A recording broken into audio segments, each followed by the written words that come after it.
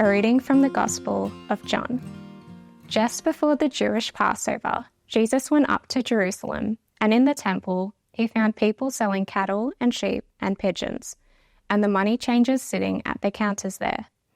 Making a whip out of some cord, he drove them all out of the temple, cattle and sheep as well, scattered the money changers' coins, knocked their tables over, and said to the pigeon sellers, "Take all this out of here and stop turning my Father's house into a market."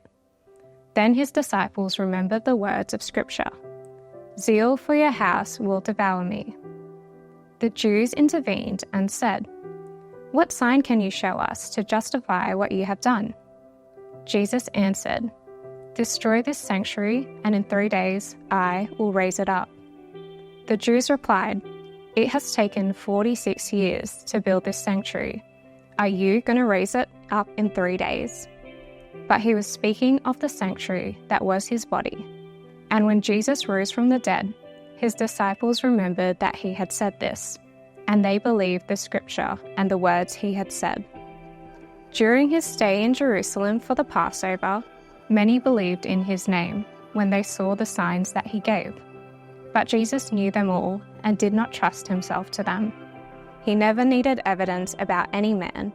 He could tell what a man had in him. The Gospel of the Lord.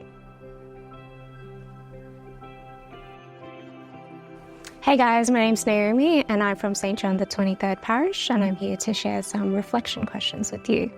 So the first question: for Jesus and his Jewish contemporaries, the temple was a holy place consecrated for the worship of God. Does Jesus' action of driving out the merchants and overturning the tables surprise you?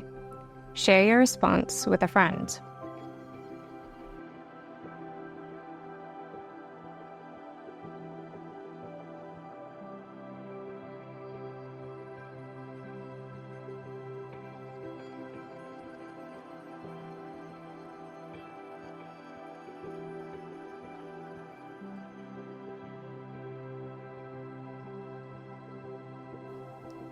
So this is one of the Gospels that has really stayed with me throughout the years.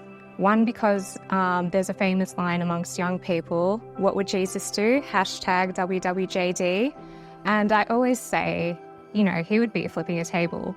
But I think probably secondly, and more importantly, we know that Jesus is fully divine and fully human.